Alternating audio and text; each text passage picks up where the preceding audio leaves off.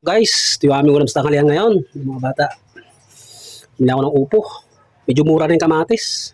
So guys, oh, nabili ko. 16 pesos lang. 3 piraso. Yan lang, simpleng luto lang ulit. Para sa aming pananghalian. Okay, iatin ko muna guys yung ating karne.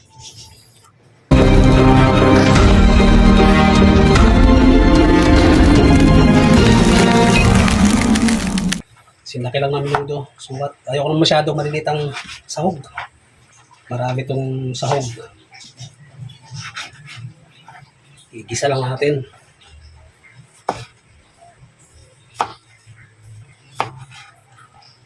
Ito yung magiging kulay sa ating sabaw. Katas ng kamatis. So guys, pinigyan ako ng saba. Ayan guys, pinigyan ako ng saba. Ayan, shoutout kay Kuya William. Thank you po. Pipirituhin ko na lang yan. Almusal din yan. Mura lang to. Ano to? 35 per peraso.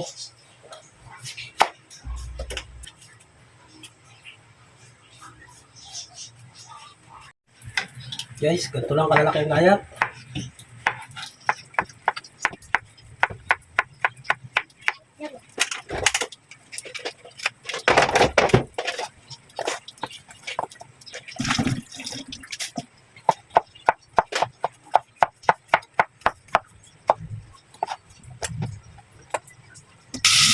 So guys, habang pinapakulo natin yung yung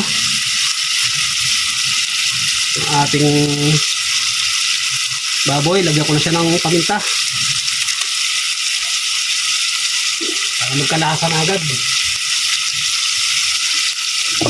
Lagyan natin ng maywagang patis, yung Ajinomoto. Ito lang naman guys ang alam ko ito sa pagpay sa upo, ginisa. Kung hindi kaya gigisa mo sa sardinas, ito lang, lagyan ng miswa. Yan, papulayan ko lang itong ating karning baboy, saka natin lalagay yung ating kamatis para naman kumapit naman yung kulay dun sa karne. Saka natin lalagyan ng sabaw. So guys, cut muna natin yung ating video para di na umaba muna natin guys. Okay na yan. So diba, mabango na kagad siya.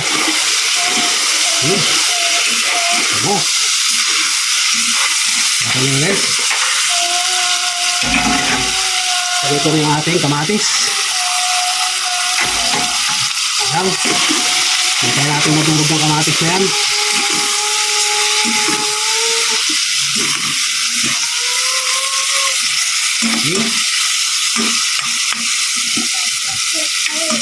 Okay, takpan muna ulit natin.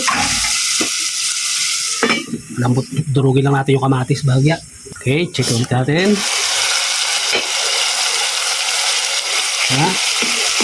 Medyo lumambot na yung kamatis natin guys. Kaya kumulay na rin.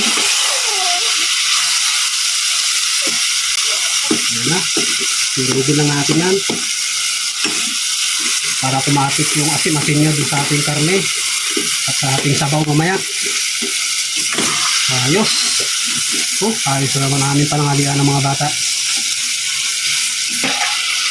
So, ilalagay na natin yung ating magalang na gulay.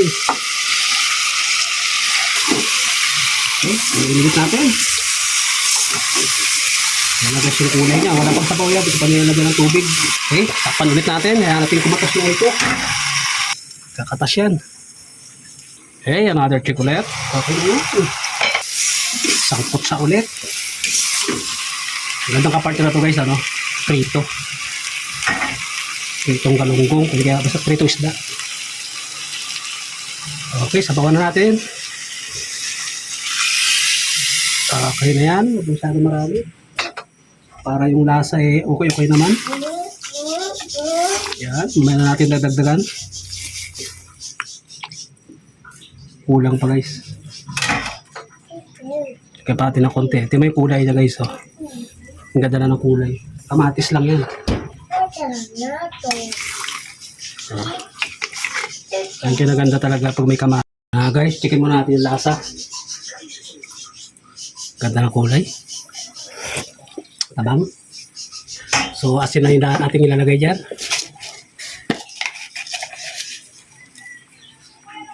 Masarap na yung lasa niya guys. Lalo natin pasasarapin. Meron ako dito nakitang pork cubes. Yan. Tignan natin. Tatakpan na natin. Yan yan. Pag lumambot na yung upo, kakain na tayo guys.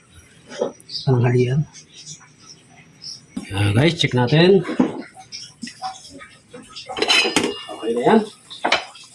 Ito na yan guys.